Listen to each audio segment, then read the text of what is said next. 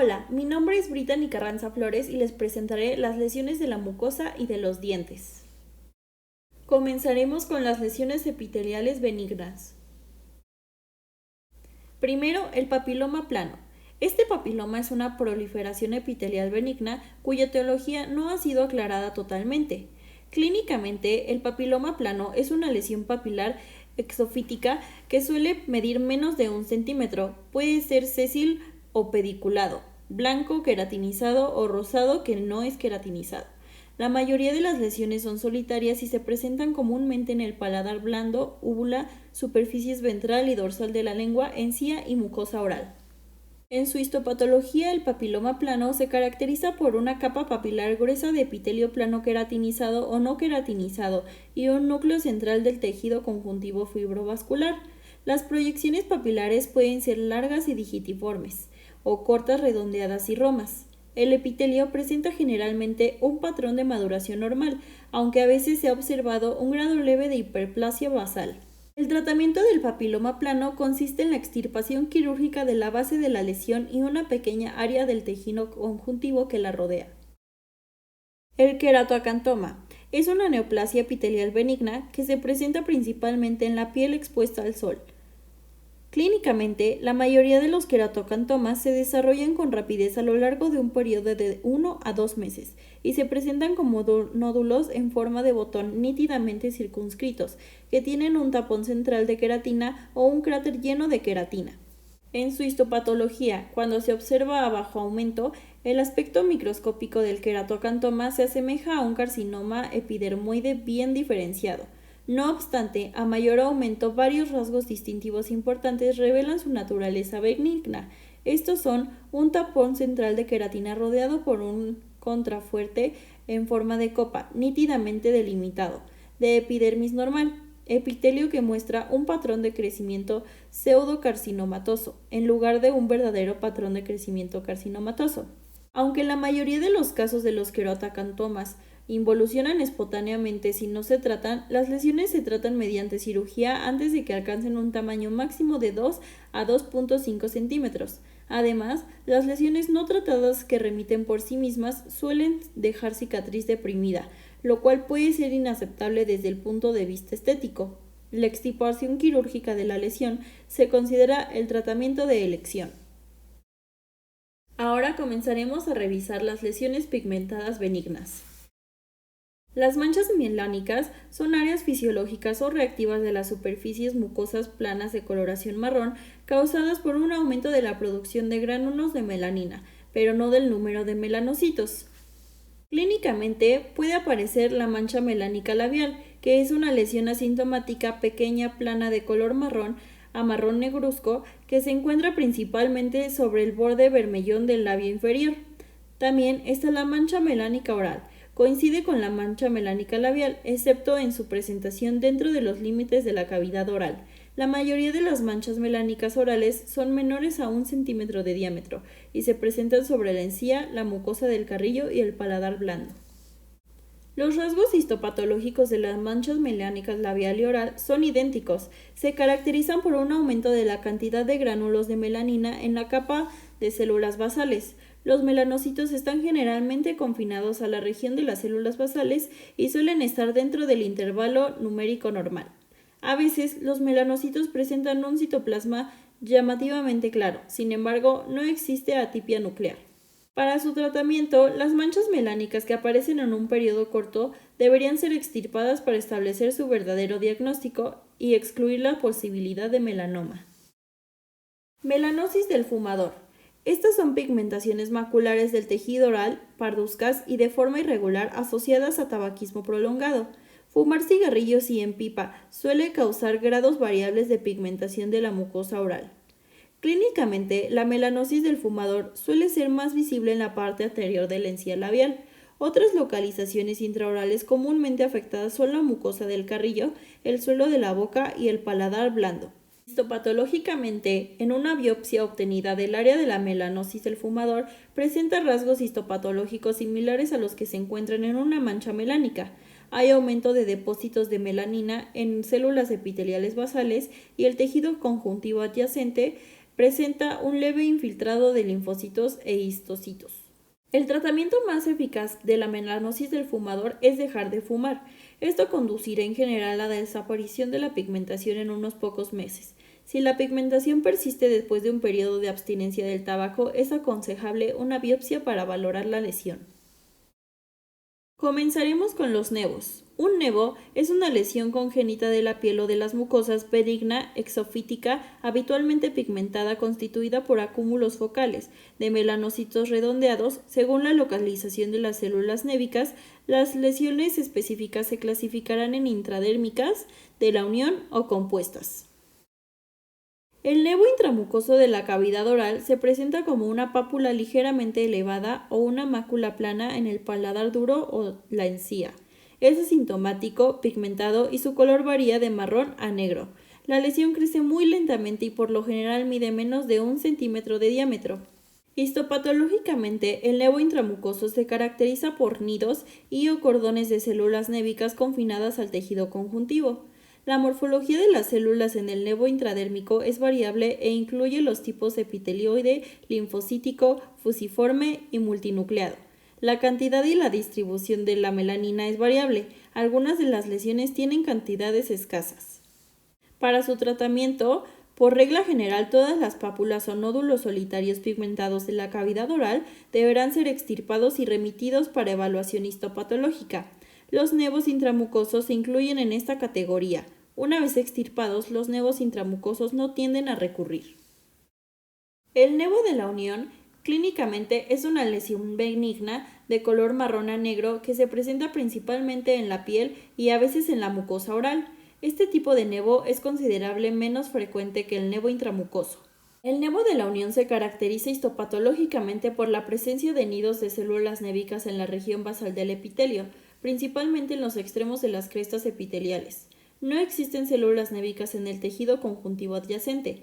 El examen cuidadoso de las células individuales es sumamente importante en el nevo de la unión, porque existe un tipo similar de actividad de la unión en los estadios precoces del melanoma.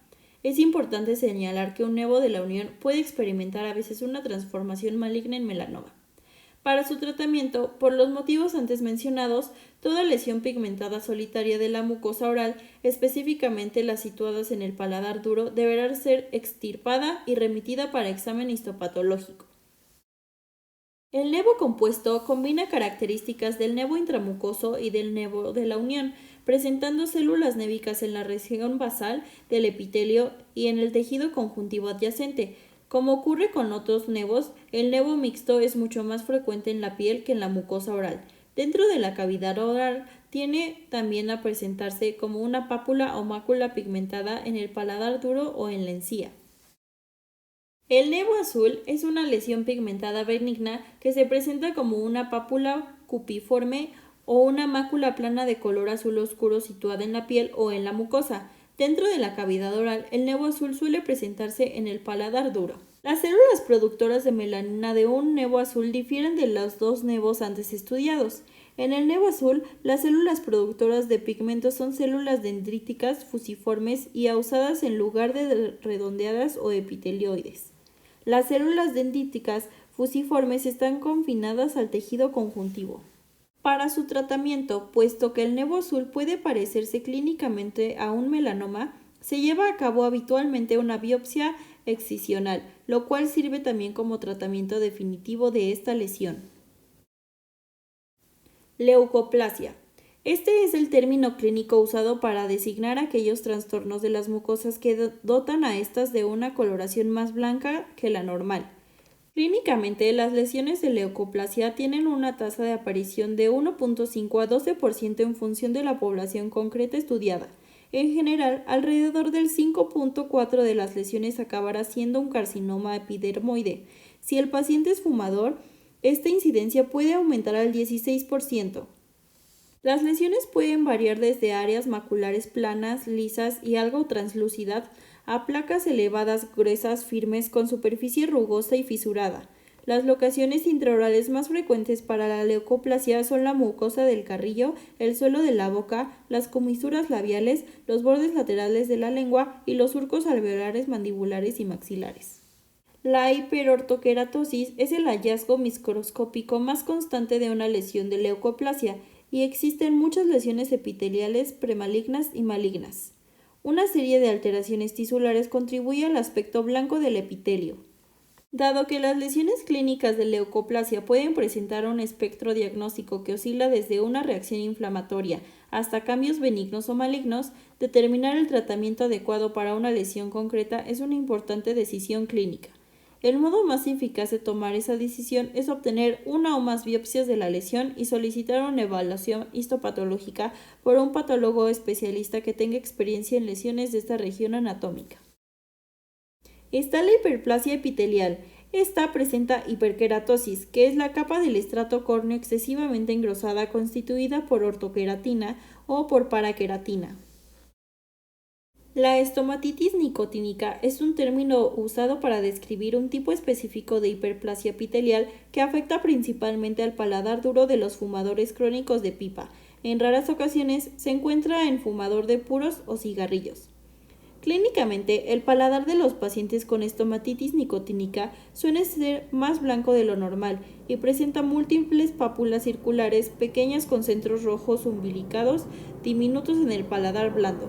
En fondo blanco puede tener una superficie áspera y estar fisurado y arrugado. Las lesiones también pueden presentarse en la mucosa, especialmente en el lado de la boca donde se sostiene el cigarro o la pipa. Histopatológicamente, la biopsia de una de las pápulas umbilicadas revela un conducto de glándula salival dilatado que presenta metaplasia epidermoide del revestimiento ductal de hiperkeratosis y acantosis del epitelio superficial adyacente. El tejido conjuntivo adyacente al conducto de la glándula salival muestra grados variables de inflamación crónica. La estomatitis nicotínica se resuelve deprisa cuando cesa el consumo del tabaco. Leucoplasia verrucosa proliferativa. Es un área difusa blanca y o papilar de la mucosa causados por diversos grados de hiperplasia epitelial. Es capaz de evolucionar a carcinoma verrucoso o carcinoma epidermoide bien diferenciado. El aspecto microscópico de esta leucoplasia presenta un amplio espectro de los cambios asociados a la hiperplasia epitelial. Dichos cambios oscilan desde las formas leves de hiperortoqueratosis hasta carcinoma verrucoso. Algunos casos seguidos durante los largos periodos han desarrollado finalmente áreas focales de carcinoma epidermoide bien diferenciado. Durante sus estadios iniciales, cuando las lesiones son pequeñas, el tratamiento de esta leucoplasia consiste en su excisión quirúrgica local. Durante sus estadios avanzados, cuando las lesiones se extienden sobre la totalidad de la arcada o arcadas, el tratamiento se hace más difícil. Atrofia epitelial. Aquí se presenta fibrosis oral submucosa. Estas son áreas blanquecinas difusas y firmes de cicatrización submucosa, causadas por el contacto frecuente y prolongado con mascar nuez, tabaco o pimienta picante. Las lesiones tienen un riesgo superior a lo normal de desarrollar un carcinoma epidermoide. Clínicamente, la fibrosis oral submucosa afecta al tejido oral de la mucosa del carrillo, los labios, el paladar blando y a veces la faringe.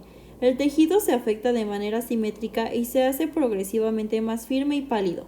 Un síntoma frecuente es la rigidez progresiva de las mejillas, que dificulta la capacidad de abrir la boca. Histopatológicamente, el estadio más precoz de la enfermedad se caracteriza por inflamación crónica del tejido conjuntivo submucoso. Esta etapa es seguida por una fibrosis progresiva difusa y atrofia del epitelio subyacente. El epitelio atrófico tiene una mayor tendencia a desarrollar hiperkeratosis y displasias epiteliales, las cuales pueden provocar a carcinoma epidermoide. Para su tratamiento, la fibrosis submucosa oral suele diagnosticarse cuando la enfermedad está en una etapa avanzada y las lesiones son generalizadas.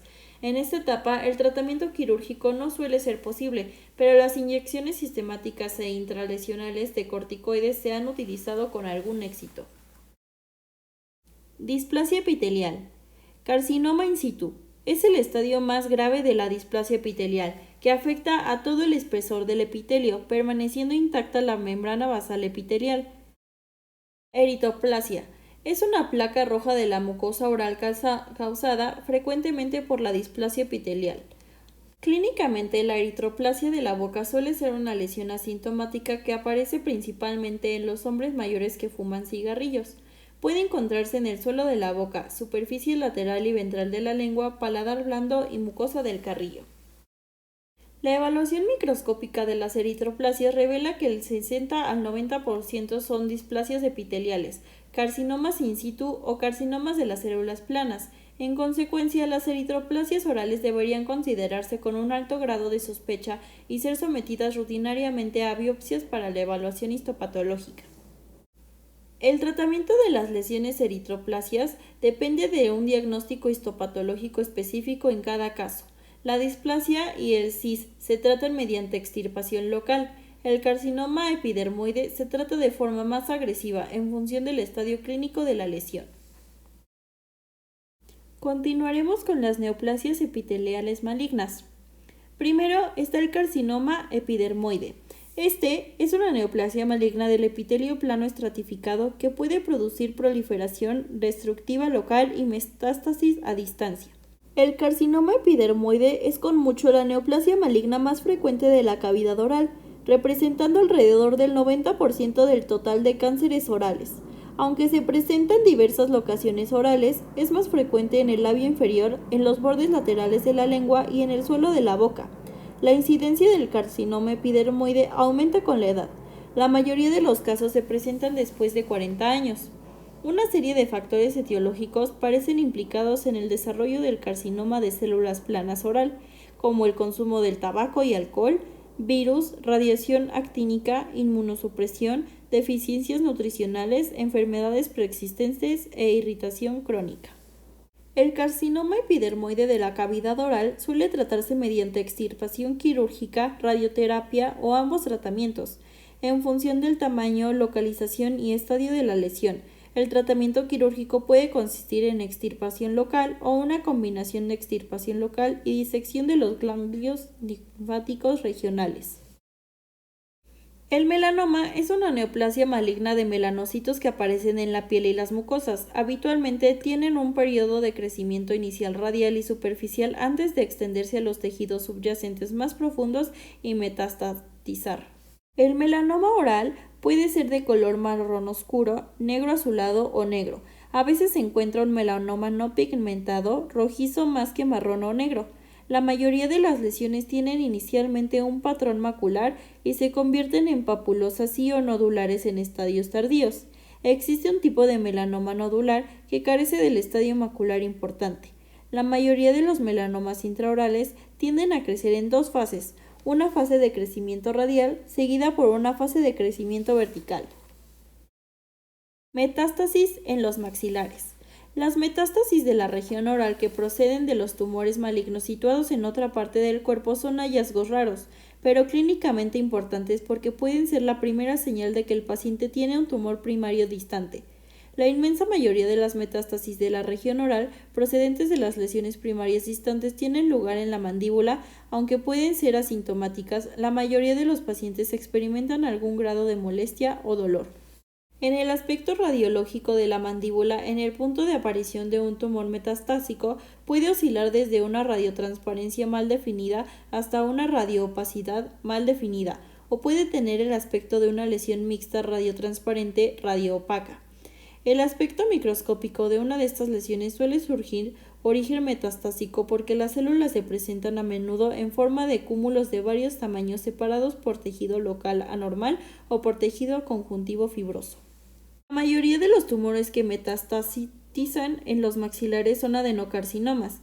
El sitio de origen de los tumores primarios más comunes y la frecuencia relativa aproximada de metástasis hacia los maxilares son los siguientes: mama 30%, pulmón 20%, riñón 15%, tiroides 5%, próstata 5%, colon, estómago y melanoma cutáneo también 5%. Esto es todo por este video. Gracias por su atención.